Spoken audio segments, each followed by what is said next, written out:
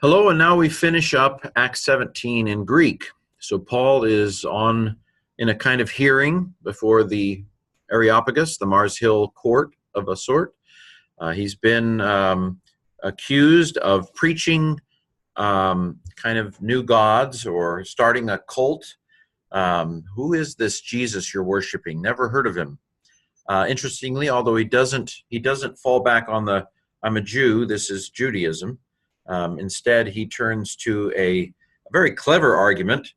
He says, well, I'm not preaching a new God. I saw a shrine to the God I'm preaching here in town, to the unknown God. In fact, that God's the creator of the world. And so he's in the middle of his sermon here, and he's just quoted a Stoic poet named Aratus, basically saying, why, your own poets say we are his offspring, we are his race. And so verse 29 finishes up the sermon. Therefore, or begins the second part of the sermon. Therefore, existing as the race of God, the people of God, the offspring of God, the genos of God. This is myont is an active participle, present active participle, nominative masculine plural from huparko. Therefore, being the offspring of God, being of the race of God, we ought, present active indicative, to consider, we ought not consider, to consider, this is an infinitive, present active infinitive. Now, I think to get the sense, we might jump down to here. We ought not to consider the divine to be similar to, and then go back here, to gold or silver or stone, which are the image of an artist, and the imagination of a person. Okay, so nemizo's meaning is completed by this, the divine to be similar. This is the present infinitive of eimi. What do we have? Any verbs? These are all nouns. So we have a dative, a dative, a dative, a dative, a genitive, a genitive, a genitive. Okay, verse 30. Therefore, another therefore, with respect to the times of ignorance, let's go down here. God, that's the subject of the sentence, having overlooked the times of ignorance. Okay, so this ido is id. It's the aorist of horao. So this is huper horao, to overlook. And actually, huper is over, horao is look.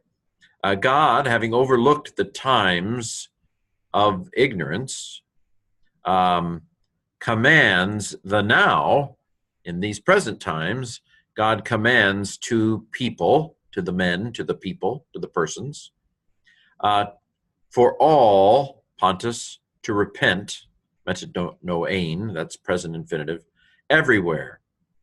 So God used to wink at the ignorance of the universe, the world, but now he's coming back in a very real and legally binding way.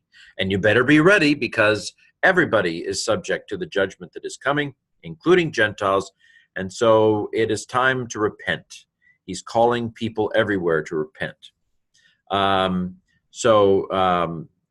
overlooked. He's now no longer overlooking the ignorance of the Gentiles.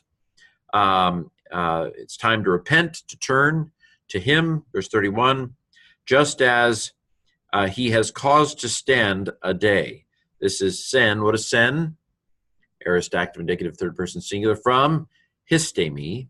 Just as he has stood, he has caused to stand a day on which, relative pronoun, he is about to judge, present infinitive, the oikumene, the world. But this is the inhabited world. This is the second time, at least, Luke has used this word. It's used in Hebrews.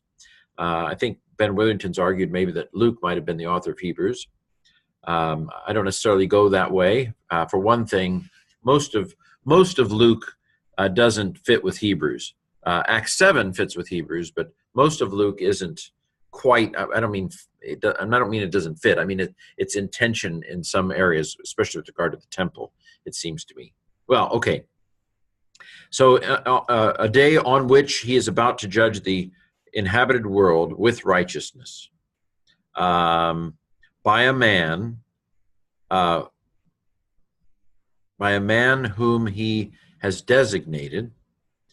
Several, so that's a relative clause. This is another relative clause. Horisen. What is sen? Aorist active indicative third singular from horizo. So by a man whom he has designated, giving proof to all by having raised him from the dead. This is an interesting meaning of pistis. I used to think it was just until today. Until today, when I talked about this meaning of pistis, I assumed it was pretty much a secular Greek meaning for the word pistis. So the word pistis means faith, or it can be translated faithfulness, be translated trust or confidence, maybe even allegiance.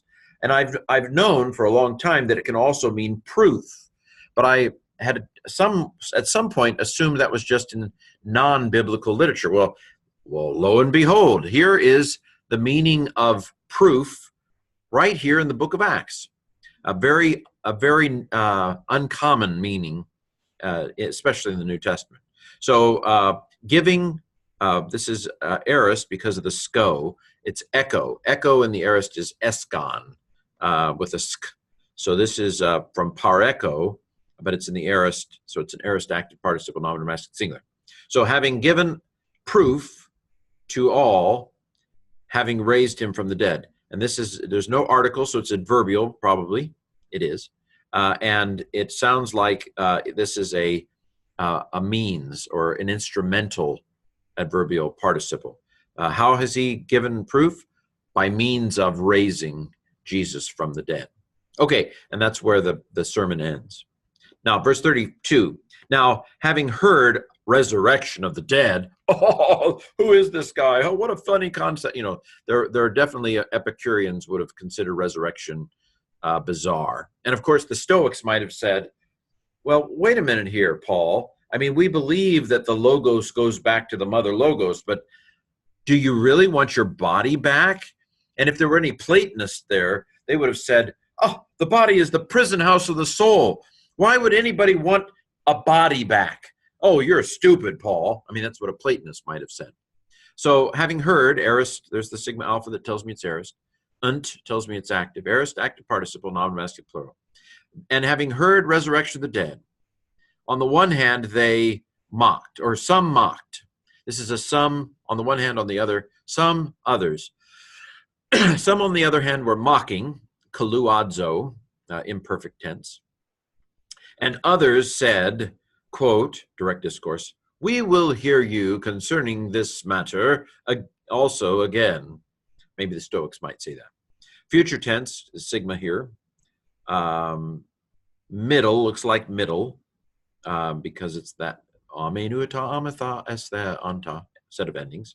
So it's future middle indicative first plural from akuo.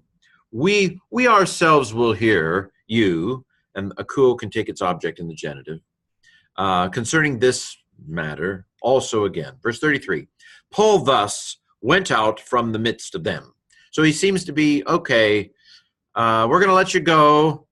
We might want to talk to you again. Paul's not going to hang around, I don't think, to have another interrogation. But anyway, this is elf, it's aorist. Aorist, active, indicative, third person singular. And you see that N active, that N ending is third person singular, active, indicative, something past tense.